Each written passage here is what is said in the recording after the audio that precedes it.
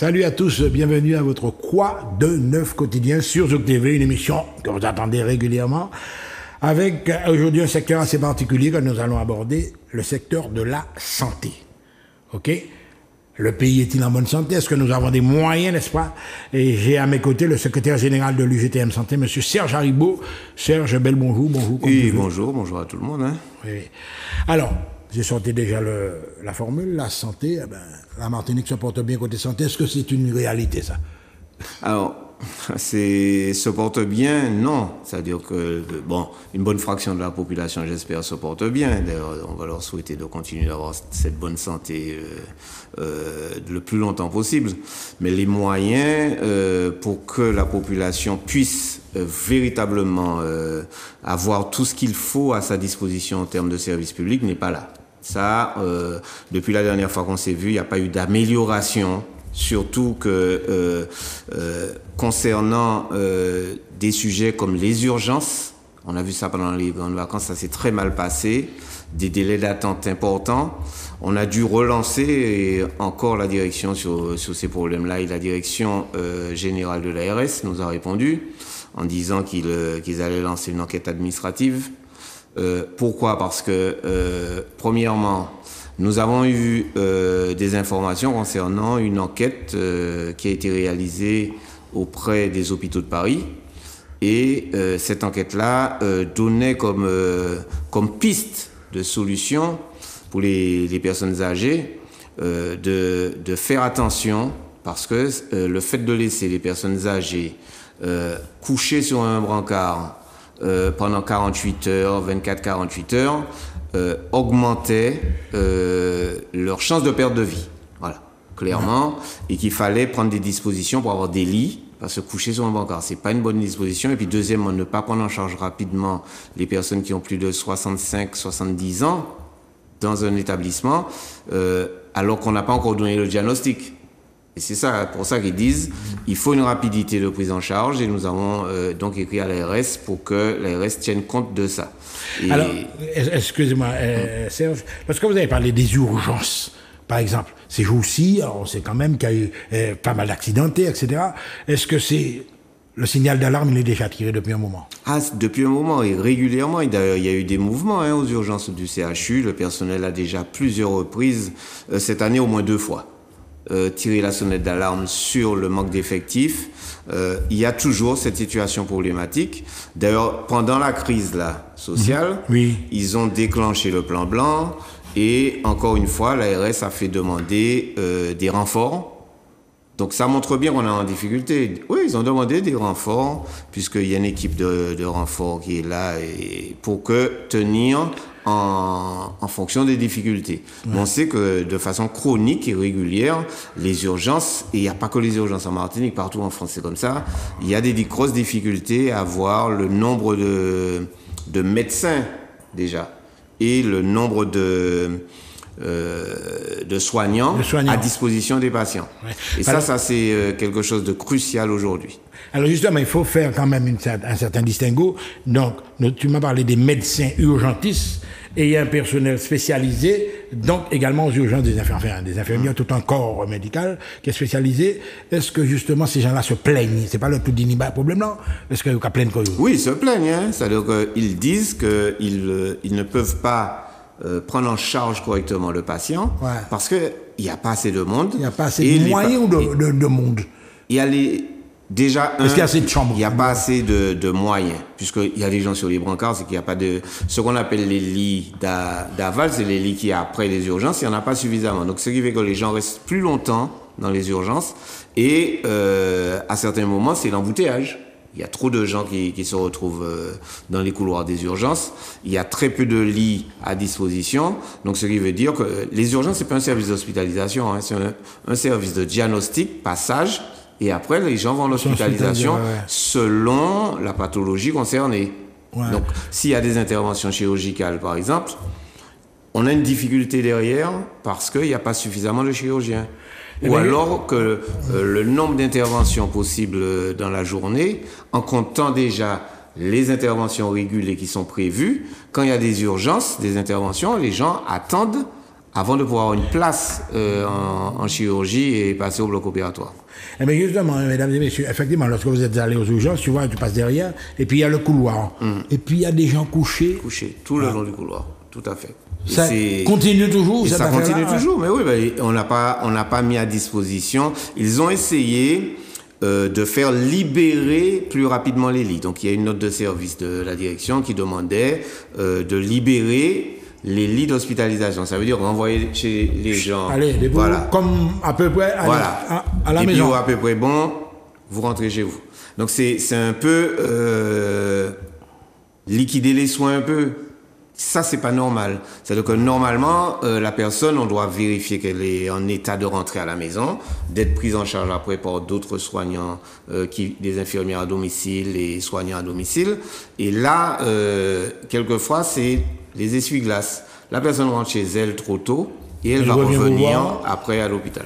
Et ça, c'est pas bon pour le patient de se retrouver à aller au retour comme ça. Alors là, tu vas certainement m'éclairer un petit peu là-dessus. Tu as également des gens qui sont, je vais dire, presque en fin de vie. Et puis, ils viennent vous voir à la maison et vous les orientez vers le Saint-Esprit, vers le... Est-ce que c'est normal tout ça? C'est-à-dire que, comme on n'a pas suffisamment d'antennes de proximité, ce qu'on appelle de proximité, par exemple, Trois-Îles a été fermé et transféré aux Marins. Donc, il n'y a plus de possibilité. Par exemple, au Trois-Îles, il y avait du monde qui était là. Alors, on a laissé le bâtiment en l'état pendant des années, ce n'était plus salubre. Ils ont transféré sans reconstruire quoi que ce soit. Donc, le nombre de lits qu'il y avait aux Trois-Îles, on envoie les gens aux Marins. Mais donc, vous arrivez à saturer même les hôpitaux de commune. Et ça veut dire quoi? Ça veut dire aussi que la distance pour aller voir la personne. Et c'est important quand même, les visites. Mais évidemment, la famille a obligé de monter Marin, etc. Alors qu'on pouvait très bien sortir de Rivière-Salée, arriver là aux Trois-Îles très rapidement, ou bien de Sainte-Luce. Maintenant, il faut passer de Rivière-Salée, monter jusqu'au Marin si on veut voir la personne. Et ça, c'est des distances qui sont imposées à la population. Et en même temps, le patient lui-même, il peut se retrouver avec moins de visites. Parce que les déplacements sont pas faciles en Martinique, hein. Surtout par les temps qui courent. C'est pas évident. Donc ça c'est quand même un problème. Et quand on parlait de la situation, il faut rappeler car vraiment, on n'a rien, puisque nous faisons des mobilisations, c'est très bien. Mais c'est le rappel qu'il faut faire vraiment auprès de ceux qui sont sur des ronds-points, sur des barrages. Il faut laisser le personnel soignant passer, ceux qui doivent aller à domicile, parce que certaines infirmières indiquent qu'elles arrivent à domicile, le patient est dans ses excréments. Alors que si elle est arrivée plus tôt, elle aurait fait la toilette, ça aurait été très bien mieux, et ainsi de suite. Donc ça, il faut vraiment qu'on attire l'attention, les services de secours, les pompiers, les ambulances, de laisser la fluidité pour que le service Déjà, on a des grosses difficultés à prendre en charge la population. Il ne faut pas rajouter des difficultés aux difficultés qui existent.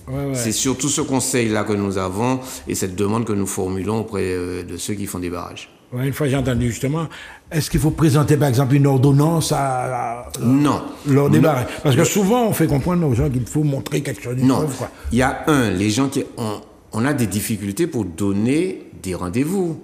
Il n'y a pas suffisamment de spécialistes en Martinique. Il y a des rendez-vous, on attend 2 mois, 3 mois, 6 mois pour avoir un rendez-vous. Et le jour de ce rendez-vous-là, si vous bloquez la personne, vous la renvoyez encore à 3 mois, 6 mois. Donc il faut laisser passer les gens pour qu'ils aillent faire leurs consultations. Des fois, c'est des consultations importantes. La personne n'a pas à vous dire pour quelle consultation elle va, ni quel médecin elle va voir. Ça, c'est le droit individuel de chaque humain. L'intimité, les gens, quand même. Voilà. Vous n'avez pas rentré dans l'intimité des gens, ni de demander une prescription si elle va à la pharmacie, ni, ni une ordonnance qui prévoit un rendez-vous. Laissez la personne passer, parce que là, on rentre dans l'intimité et dans le droit individuel de chaque personne. Et puis, c'est pas tout le monde qui a présenté Koyo, qui a dit Yoka, les docteur. Donc, vous avez ça 1 fois, 2 fois, 3 fois, 10 fois dans la journée. Laissez les gens passer, parce que des fois, ça peut être dramatique. Je dis pas qu'à chaque cas, c'est un drame, mais ça peut être dramatique si c'est un diagnostic ou si c'est des soins pour un cancer ou quelque chose comme ça. On rentre un petit peu dans l'organisation même, avec par exemple, en déontologie. Est-ce qu'il y a des problèmes au niveau même du fonctionnement de l'hôpital? Alors, en termes de fonctionnement, ce qu'on peut dire, c'est, par exemple, on prend l'exemple de Trinité, où est-ce que les travaux traînent toujours. En matière de déontologie, on ne laisse pas la population avoir accès librement et de façon équitable à des soins, puisque les services sont fermés pendant les travaux. Et puis à un certain moment, tu m'avais signalé un problème d'ascenseur aussi, pour oublier voilà, tout ça, c'est logistique. Donc, c'est de la logistique, mais qui est un frein à l'accès aux soins. Et ce frein-là, il faut vraiment que la direction le prenne en charge et que la population aussi, on interpelle vraiment la population et les élus du Nord, secouer un peu toute cette administration qui prend trop de temps à remettre à disposition de la population ces services-là. Ouais. On a des services d'hospitalisation, des services de consultation, des services d'intervention comme le bloc opératoire, des services d'accouchement, comme la maternité, qui ne sont pas là à disposition à Trinité de la population du Nord. Or, si on regarde la situation sociale dans le Nord, c'est très très grave, c'est plus grave que les autres, que le centre et que le sud. On a beaucoup de personnes âgées, on a des difficultés de transport, on a des difficultés parce que socialement les gens sont démunis, ils peuvent pas payer un taxi, ils peuvent pas. Donc c'est tout ça qu'il faut prendre en compte pour dire vous renvoyez les gens jusqu'à Fort-de-France ou au Lamentin, c'est trop loin, c'est un frein à un accès tranquille que les gens peuvent avoir sur Trinité. Donc on reste toujours justement l'hôpital de proximité, on va dire ça comme ça, justement. Alors là, tu estimes qu'il y a des zones en Martinique qui sont où les moyens ne sont pas les mêmes, quoi. Oui, ce qu'on appelle premièrement les déserts médicaux. Les déserts médicaux. Là, ils essayent d'ouvrir. Dans le Nord, par exemple, à Grand-Rivière de voilà, tout ça. Ouais. Donc, on a une répartition sur le territoire qui est inégale, quoi. Inégale dans l'accès aux soins, ça c'est une première chose. Et globalement, sur le territoire de la Martinique, il n'y a pas suffisamment de personnel médical, de médecins à disposition de la population. Vous voyez bien qu'il y a des médecins qui refusent de prendre de patients supplémentaires qui ne sont pas sur leur liste. Pourquoi? Parce qu'ils voient bien qu'ils ne peuvent pas rester de 6h du matin, 7h du matin, jusqu'à 22h dans leur cabinet. Ça, c'est pas possible. Mais donc, tu vois, il y a le droit et l'humain. Voilà, c'est sûr, il faut faire il faut vraiment que les gens comprennent ça. Et donc, il nous appartient aussi de demander déjà de pourquoi ça se passe, quelle possibilité il y a de résoudre ce problème-là. Il faut faire des médecins revenir, il faut faire des spécialistes, il faut donner les conditions de retour, comme un peu le François fait.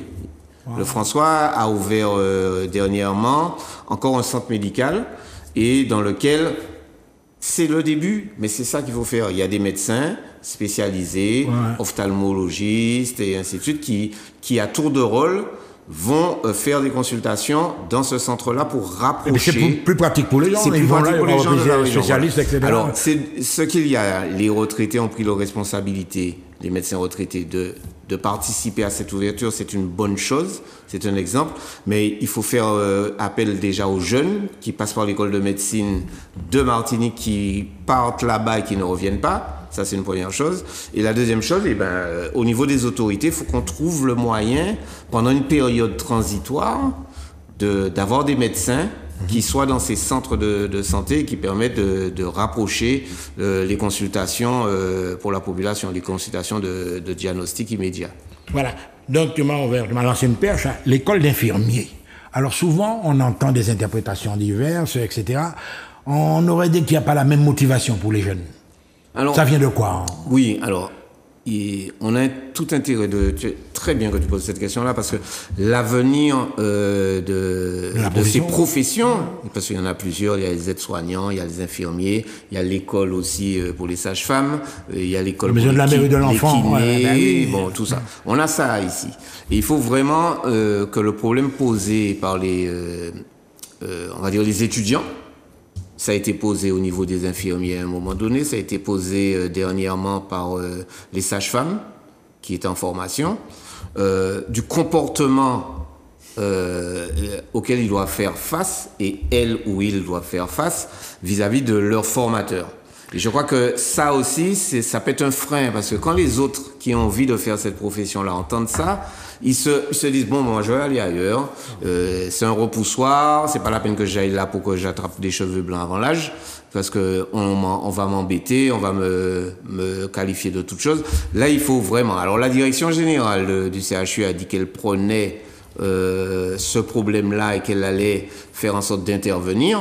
Nous attendons, parce que c'est pas la première fois que cette situation-là se pose. Il faut vraiment qu'on prenne conscience que nous avons des jeunes qui ont envie d'aller dans ces professions. Il faut leur donner l'envie et le goût. Voilà, mais justement, je te prends au mot, c'est-à-dire que là, vous savez, il y a des fois, il y a des professions qui demandent une certaine vocation au départ. Ou quand on finit par un bac, etc., et puis tu as déjà ça en tête, etc., je me vois soigner, et tu arrives, des fois, tu es déçu par l'accueil, voilà.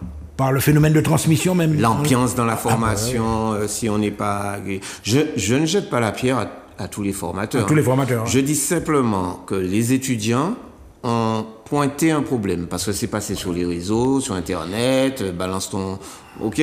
Donc ça, il faut qu'on évite. À la limite même du racisme, hein, des fois. Oui, c'était limite certaines fois. Il faut prendre ça en compte.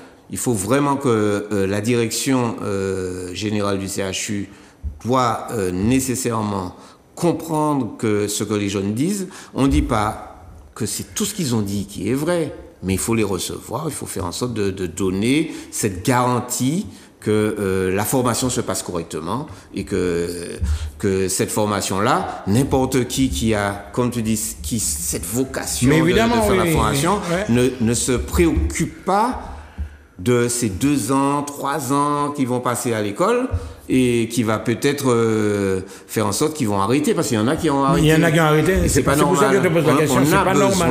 On a vraiment besoin. 2 ans, 4 voilà. On a besoin de ces professionnels-là, il faut leur donner toutes les possibilités. Et puis, c'est très bien qu'ils le fassent sur place en Martinique. Comme ça, il n'y a pas tous ces frais-là à payer, de logement, de s'habiller. Il y a 4 saisons là-bas, faut pas oublier ça. De s'habiller, de manger. Et c'est les parents qui doivent... quelquefois, financer en grande partie ces études-là. Donc, quand ça se passe sur place, c'est plus simple pour les étudiants. Oui, on ne doit pas dire que nous sommes des vieux de la vieille, mais en fait, tu as une nouvelle génération qui a aussi à sa disposition d'autres techniques. Est-ce que, par exemple, en distanciel, une formation d'infirmier, ça peut marcher? En partie. Je sais qu'ils font certains cours en distanciel, parce que tous les professeurs ne sont pas tous disponibles à venir sur place. Mais ça se fait en distanciel, comme certaines universités font des cours en distanciel. Ça ne pose aucun problème. Même les lycées, hein, aussi. Mais bon, après, tout ce qui est technicité, on a besoin de lieux de stage dans les différents établissements, parce qu'on travaille sur l'humain quand même. Même si l'intelligence artificielle va apporter beaucoup de choses, hein.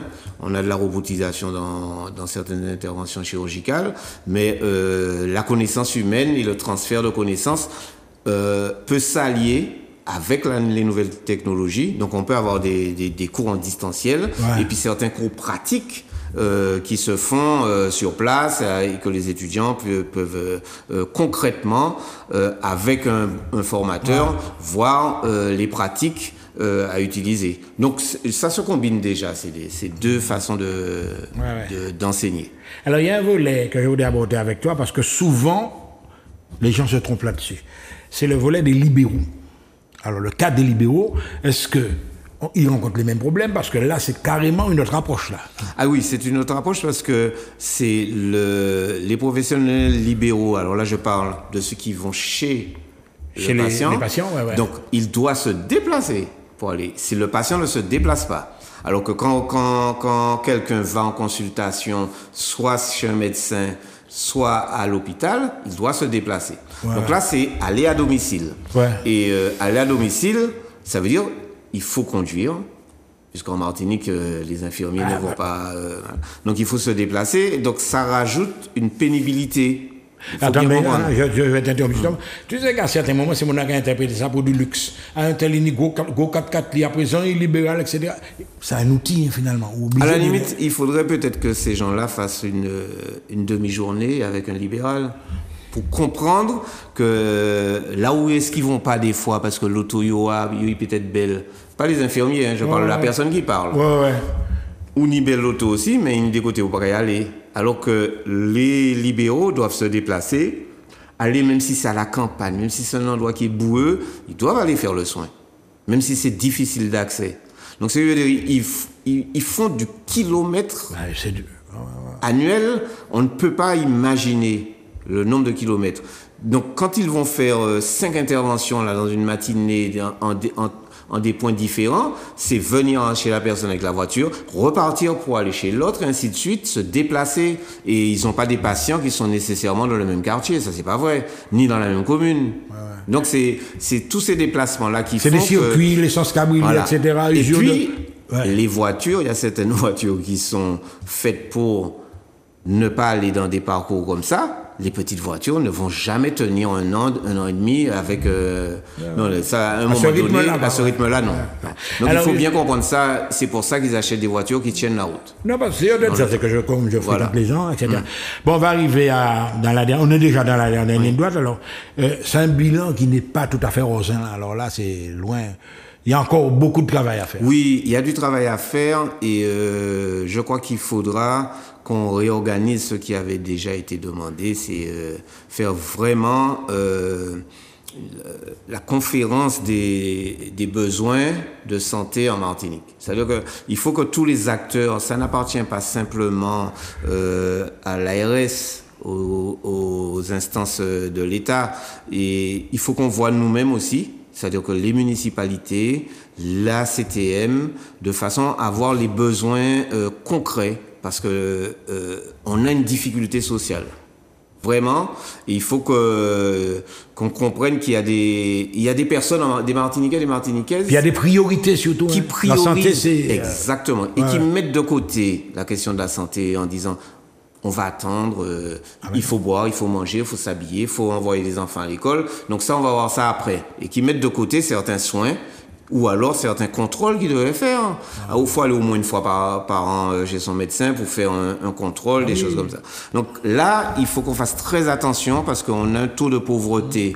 C'est de 27%, c'est à peu près 94 000 habitants. En Martinique, c'est près d'un tiers quand même. Et ça faut 27% de la population est dans la pauvreté et nécessairement cette population-là qui est dans la pauvreté va faire des choix et des priorités. Et ça, il faut qu'on s'attache à ça. Et la priorité sera donnée aux besoins quotidiens.